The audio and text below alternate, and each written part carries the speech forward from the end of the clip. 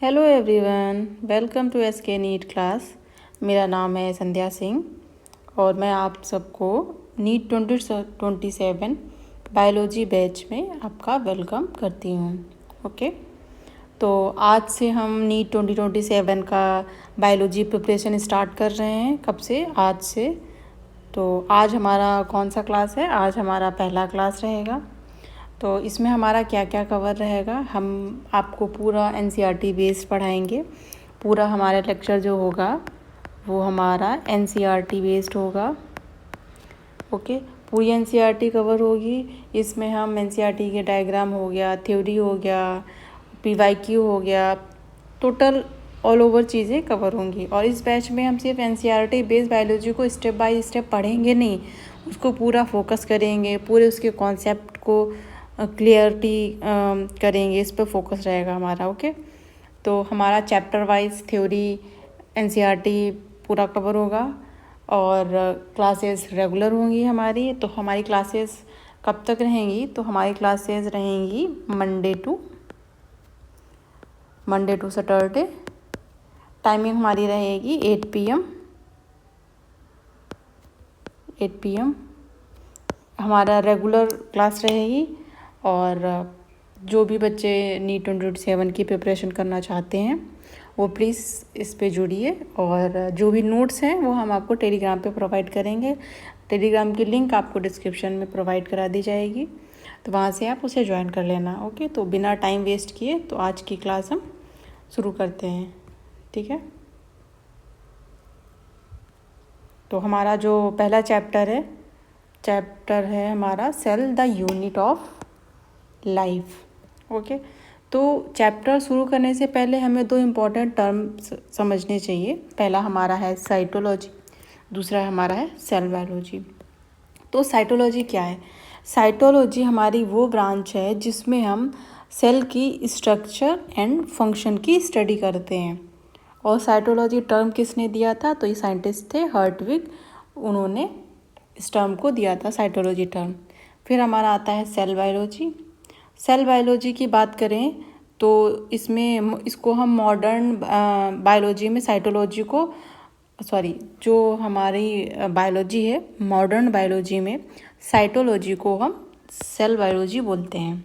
Okay, cell biology में हम cell की स्ट्रक्चर, उसके फंक्शंस एंड उसकी पूरी लाइफ हिस्ट्री को की स्टडी करते हैं। Life history in the sense मतलब उसके फंक्शन हो गया, ग्रोथ हो गया, ऑर्गेनाइजेशन हो गया, उसकी स्टडी करते हैं। किसमें? उसे बोलते हैं हम सेल बायोलॉजी। ठीक है, तो ये हमारा जो है बेसिक इंट्रोडक्शन था टर्मिनोलॉजी की। और इसके बाद हम नेक्स्ट स्लाइड पे मूव करते हैं। फिर हम देख लेते हैं पूरा ओवरव्यू, इस चैप्टर में हमें क्या क्या पढ़ना है। ठीक है,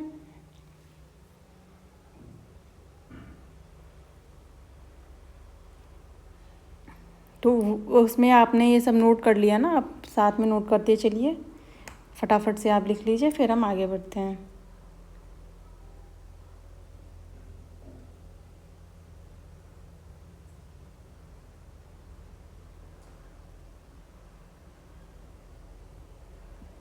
चलिए फिर आगे बढ़ते हैं। फिर हमारा है ओवरव्यू, सेल का पूरे चैप्टर का ओवरव्यू हम आपको पहले दे देते हैं कि इस चैप्टर में हमें क्या क्या पढ़ना है, ताकि आपको पता रहे कि हम क्या क्या पढ़ेंगे आने वाले क्लासेस में। सबसे पहले हम पढ़ेंगे some basic concept of cell के कुछ बेसिक कॉन्सेप्ट है, उन्हें समझना है। फिर हम पढ़ेंगे इंट्रोडक्शन, इसमें कुछ टर्मिनोलॉजी है। फिर हम पढ़ेंगे हिस्टोरिकल बैकग्राउंड में जैसे सेल की डिस्कवरी हो गया, साइंटिस्ट है, इनका क्या क्या कंट्रीब्यूशन, उसको हम समझेंगे। फिर हम पढ़ेंगे टाइप्स ऑफ सेल जैसे कि हमारा दो सेल्स होते हैं, एक प्रोकैरियोटिक एक यूकैरियोटिक, उसके बारे में पढ़ेंगे। फिर हम पढ़ेंगे सेल के structure and its function on overview, cell के स्ट्रक्चर को और उसके फंक्शन को डिटेल में समझेंगे। ठीक है, उसके बाद हम पढ़ेंगे सेल एनवलप में जैसे दो होते हैं, एक सेल वॉल हो गया, सेल मेम्ब्रेन हो गया, इसको डिटेल में पढ़ेंगे। फिर सेल एनवलप में ही हमारा जैसे न्यूक्लियस हो गया, साइटोप्लाज्म है, और फिर उसके बाद में न्यूक्लियस, फिर उसके बाद में साइटोप्लाज्म, फिर उसके बाद में हम पढ़ेंगे सेल ऑर्गेनेल्स जो हमारे जैसे माइटोकॉन्ड्रिया हो गया, और भी बहुत से हैं, लाइसोसोम है, वैक्यूल्स है, गोल्जी बॉडी है, ये सबसे ऑर्गेनेल्स हैं, इनके बारे में हम पढ़ेंगे। ओके, तो यहाँ तक आपने लिख लिया।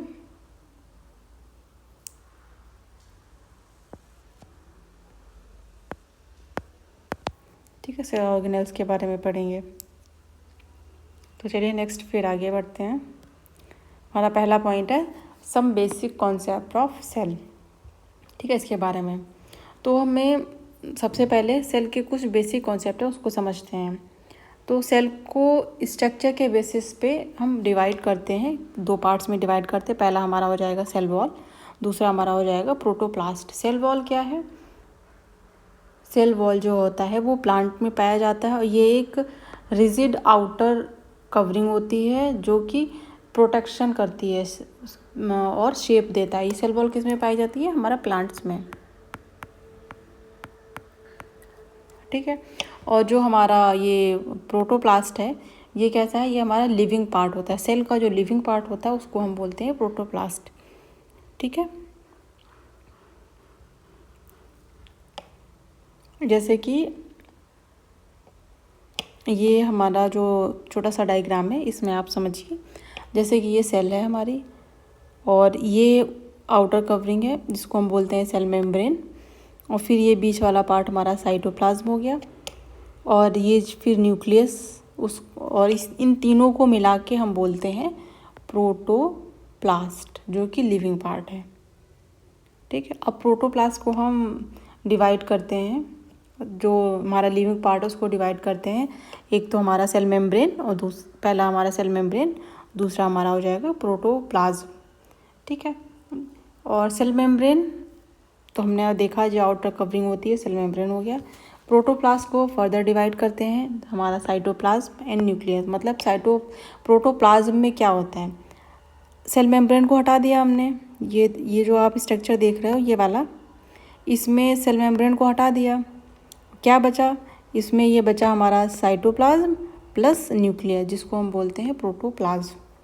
ठीक है, प्रोटोप्लाज्म में क्या है? Cytoplasm plus nucleus. तो सिंपल वे में हम ऐसे बोल सकते हैं कि सेल क्या है? Complete cell, cell wall complete cell अगर हम बात करें तो हमारा क्या हो जाएगा? Cell wall plus protoplast. ठीक है, कंप्लीट सेल हो जाएगा। ठीक है, और इसमें प्रोटोप्लास्ट क्या है? ये हमारा लिविंग पार्ट है, ये हमारा नॉन लिविंग पार्ट है। ठीक है, और साइटोप्लाज्म क्या है? Cytoplasm is the main area of metabolic reaction which represent living state of cell. जो हमारा साइटोप्लाज्म है वो रिप्रेजेंट करता है लिविंग स्टेट को। कैसे? क्योंकि हमारे साइटोप्लाज्म में सारी रिएक्शंस कहाँ होती हैं? हमारे साइटोप्लाज्म में होती है। हमारे एनसीईआरटी की लाइन है, आप ध्यान रखना। तो चलिए फिर नेक्स्ट आगे बढ़ते हैं। फिर हमारा है इंट्रोडक्शन, मतलब कि सेल क्या है? What is cell? ठीक है, तो इसका बेसिक कॉन्सेप्ट क्या है? सबसे पहले हम समझते हैं cell is the cell is the fundamental structure and functional unit of all living organism. ठीक है, इसको हम सिंपल वे में समझते हैं। स्ट्रक्चरल यूनिट का क्या मतलब होता है? Structure and functional unit. Structural unit का मतलब होता है किसी भी ऑर्गेनिज्म की बॉडी की स्ट्रक्चर, यानी उसकी बनावट किससे बनी है। ठीक है, और फंक्शनल यूनिट का मतलब क्या होता है कि बॉडी के अंदर जो भी प्रोसेसेस होते हैं वो कहाँ और कैसे होते हैं, तो इसे हम सेल कहते हैं। ठीक है, और हम जितने भी लिविंग ऑर्गेनिज्म हैं, जैसे बैक्टीरिया हो गया, लिविंग ऑर्गेनिज्म जैसे हमारा बैक्टीरिया हो गया, बैक्टीरिया है, प्लांट हो गया, एनिमल हो गया, और हमारा ह्यूमन है, सभी क्या है? सेल से बने होते हैं। अगर हम ह्यूमन बॉडी को देखें, इसको यहाँ पे हम देखते हैं, ह्यूमन बॉडी को देखें, ह्यूमन बॉडी को, तो ह्यूमन बॉडी को अगर हम देखते हैं तो जो हमारे ऑर्गन से बनी होती है, ऑर्गन से बनी होती है। ठीक है, ऑर्गन किससे बने होते हैं? ऑर्गन टिश्यू से बने होते हैं, ऑर्गन टिश्यू से बने होते हैं। और टिश्यू किससे बने होते हैं? टिश्यू सेल से बने होते हैं। ठीक है, तो इसका मतलब क्या हुआ कि हमारी बॉडी की पूरी स्ट्रक्चर एक बेसिक यूनिट क्या है, वो सेल ही है। ये मैंने उल्टा इसको आपको बताया है बड़े से छोटे के उसमें। अगर हम स्टार्टिंग वैसे देखें तो यहाँ पे मैं आपको बताती हूँ, जैसे सेल्स हैं, ये यहाँ पे बहुत सारी सेल्स हैं, ठीक है। बहुत सारी सेल्स मिलकर क्या बनाती हैं, टिश्यू बना लेती हैं। अब फिर बहुत सारे टिश्यू मिलकर क्या बना लेते हैं, ऑर्गन बनाते हैं। ऑर्गन जैसे हमारा हो गया लीवर हो गया, जैसे लीवर हो गया, हार्ट हो गया, किडनी हो गया, जो भी हमारे बॉडी में ऑर्गन्स हैं वो सब, ठीक है। ऑर्गन, ये सारे ऑर्गन एक साथ मिलकर क्या बनाते हैं, ऑर्गन सिस्टम बनाते हैं। मतलब एक साथ काम करते हैं, ऑर्गन सिस्टम बनाते हैं। जिस आगे क्या बनता है, हमारा पूरा बॉडी बनता है, ह्यूमन।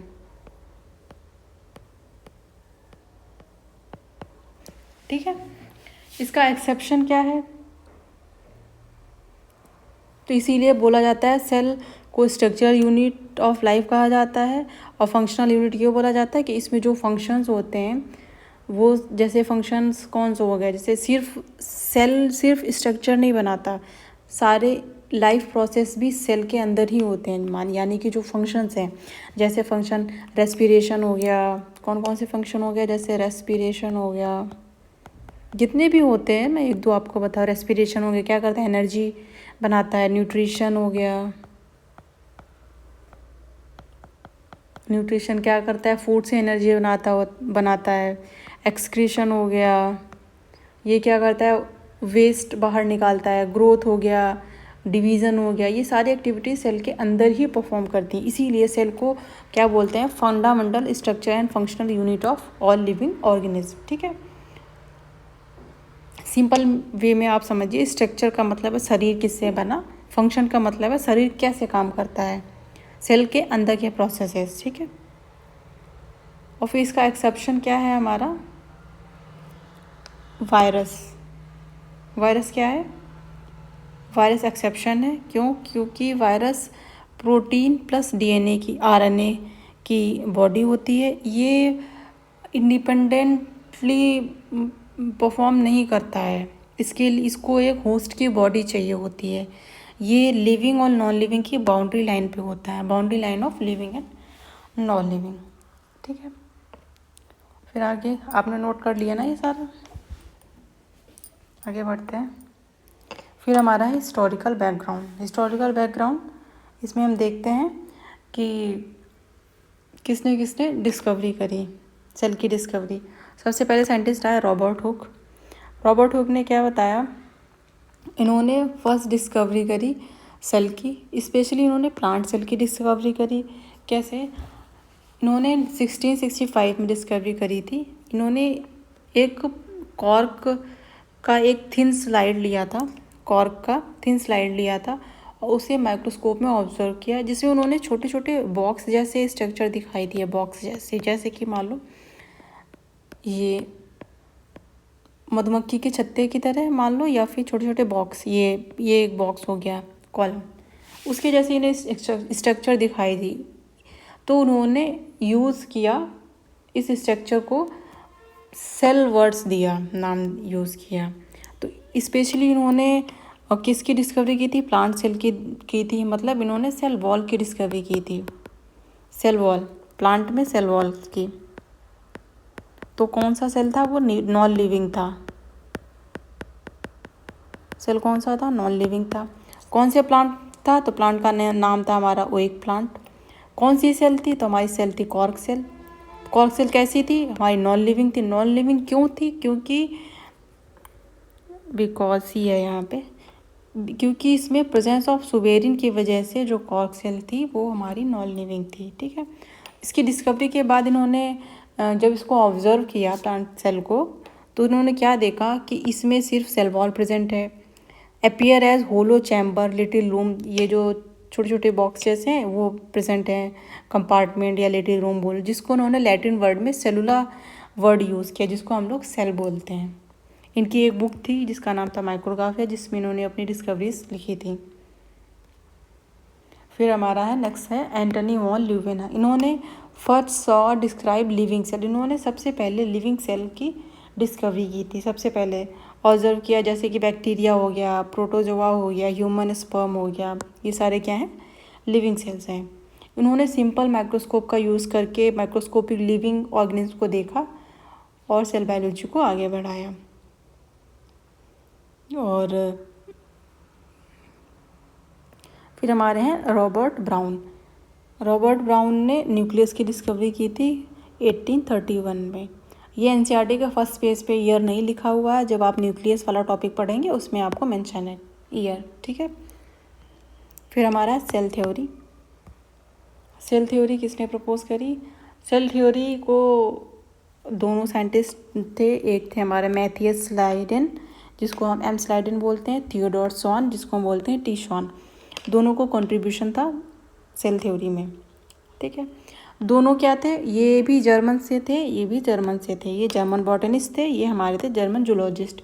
इन्होंने 1838 में क्या ऑब्जर्व किया कि इन्होंने प्लांट पे स्टडी कर रहे थे, इन्होंने देखा और बताया कि plant are formed by cell and cell product, यानी टिश्यू। जितने भी प्लांट्स होते हैं वो सेल या सेल के प्रोडक्ट्स यानी टिश्यू से बने होते हैं। जो हमारे टी शॉन थी, उन्होंने क्या बताया, उन्होंने प्लांट सेल, वो एनिमल सेल पे काम कर रहे थे, तो उन्होंने जब उसको ऑब्जर्व करा तो उन्होंने बताया कि 1839 में उन्होंने बताया कि एक थिन आउटर लेयर प्रेजेंट होती है। थिन आउटर लेयर कहाँ प्रेजेंट होती है? एनिमल सेल पे। जब उन्होंने ये डिस्कवर कर दिया कि थिन जो कवरिंग है वो एनिमल में प्रेजेंट होती है, तो बची थिक, वो कहाँ प्रेजेंट होगी? प्लांट में। ये किसने बताया था? ये हमारा बताया था इन्होंने टी शॉन ने, ठीक है। जो आउटर ये जो थिन आउटर लेयर है इसको क्या बोलते हैं हम? प्लाज्मा मेम्ब्रेन या सेल मेम्ब्रेन बोलते हैं, या प्लाज्मा मेम्ब्रेन, दोनों एक ही बात है, ठीक है। तो जैसा कि मैंने बताया कि इन्होंने पॉइंट क्या दिया था, thick cover present in plant cell. फिर उन्होंने कंट्रीब्यूट करके बताया कि animal and plant body are formed by cell and cell product, और presence of cell wall is a unique character of the plants. ये इन्होंने स्टेटमेंट दिया था कि सेल वॉल का प्रेजेंट होना प्लांट का एक यूनिक करेक्टर है, ठीक है। ऑन द बेसिस, ये एनसीईआरटी की लाइन है, आप इसको ध्यान रखना। On the basis of this Schwann propose the hypothesis that the bodies of animal and plants are composed of cell and product of cells. Okay, यहाँ तक सबको समझ में आया? अगर किसी को कुछ डाउट है तो आप कमेंट सेक्शन में पूछ सकते हैं। मैं बीच में ज़्यादा बात इसलिए नहीं कर रही हूँ ताकि हमारा अच्छे से पढ़ाई हो, बाद में बात करते हैं क्लास ख़त्म होने के। फिर हमारा है स्टेटमेंट ऑफ सेल थ्योरी। क्या स्टेटमेंट थे? तो Schleiden and Schwann together formulated the cell theory. दोनों एक साथ में, दोनों का कंट्रीब्यूशन था सेल थ्योरी में। तो पहला स्टेटमेंट क्या है? पहला स्टेटमेंट है cell is structural unit of all unicellular and multicellular organism, ठीक है। Unicellular organism free living existence present करते हैं, परफॉर्म ऑल एसेंशियल फंक्शन। मतलब अगर किसी भी ऑर्गेनिज्म में एक भी सेल है, सिंगल सेल भी है, तो वो फ्री लिविंग एग्जिस्टेंस प्रेजेंट करता है। मतलब उसमें जो भी उसके इसेंशियल फंक्शंस हैं वो परफॉर्म करने के लिए वो कैपेबल होता है, ठीक है। जो मल्टी सेलुलर होते हैं वो जैसे कि प्लांट सेल हो गया, एनिमल सेल्स हो गया, ये जो ग्रुप से बने होते हैं। यहाँ तक हो गया। इसेंशियल लाइफ का क्या मतलब हो गया? इसेंशियल फंक्शन जैसे हमारा रेस्पिरेशन, न्यूट्रिशन, ग्रोथ, एक्सक्रीशन, जो भी है ये सारे फंक्शंस आ जाएंगे। इसका एक्सेप्शन क्या है? एक्सेप्शन हमारा वायरस है, जो कि पहले मैंने आपको बताया। सेल थ्योरी का एक्सेप्शन वायरस है। क्यों वायरस है? क्यों? क्योंकि ड्यू टू ए सेलुलर या नो सेलुलर स्ट्रक्चर, यानी कि इसमें कोई भी सेल प्रेजेंट नहीं होती है। ये प्रोटीन कोट के बने होते हैं, कंप्लीट सेल नहीं होते हैं, ठीक है। Virus independent life process perform नहीं करते हैं, केवल होस्ट के अंदर, जैसे हमारी बॉडी के अंदर जाते हैं, ह्यूमन बॉडी के अंदर जाएंगे तो उसमें फिर उसके थ्रू ये मल्टीपल होते रहते हैं, ठीक है। होस्ट के अंदर जाकर रिप्रोड्यूस करते हैं। इसीलिए ए सेलुलर एंटिटी कहा जाता है इसे, जो कि सेल थ्योरी में इंक्लूड नहीं किया गया है। ठीक है, दूसरा पॉइंट हमारा cell is a functional unit of organism. Functional क्यों बोला गया है? क्योंकि इसकी जो साइटोप्लाज्म है वो main area of cellular reaction, जैसा पहले मैंने बताया, सारी रिएक्शंस एक्टिविटीज़ कहाँ होती हैं? हमारी साइटोप्लाज्म में होती हैं। ठीक है, इसीलिए हमारा क्या है, लिविंग स्टेट शो करता है साइटोप्लाज्म। यहाँ तक हो गया। आई होप सबको क्लास पसंद आया होगा और मैंने सारा पॉइंट्स आपको एक्सप्लेन कर दिया है और क्लास का नोट्स आपको PDF मैं आपको टेलीग्राम पे शेयर कर दूँगी, वहाँ से आप कर लेना।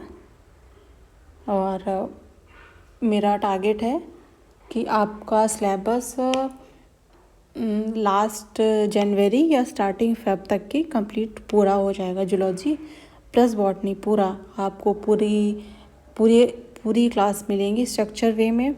आपको PYQs भी कराएंगे और मल्टीपल रिविजन्स भी होंगे। और मेरा मंडे टू सैटरडे क्लास रहेगा। संडे को हम क्वेश्चन प्रैक्टिस करेंगे जो भी हमने पढ़ा है। ओके, तो आपके फ्रेंड्स या जो भी हैं जो नीट की प्रिपरेशन कर रहे हैं, आप उनके साथ ज़रूर शेयर करें। चैनल को प्लीज़ सब्सक्राइब करें। क्लास को अच्छी लगे तो आप प्लीज़ लाइक करें और बेल आइकन ज़रूर ऑन कर लेना ताकि नेक्स्ट क्लास का शेड्यूल आपको पता चल जाए। हमारी रोज़ क्लास 8 बजे रहेगा। अगर किसी को कुछ प्रॉब्लम है, कुछ इशू आ रहा है टाइमिंग का, तो वो आप मुझे कमेंट में बताना, तो उसके अकॉर्डिंग हम क्लास को मैनेज कर लेंगे। ओके, चलिए फिर मिलते हैं नेक्स्ट क्लास में। Bye bye.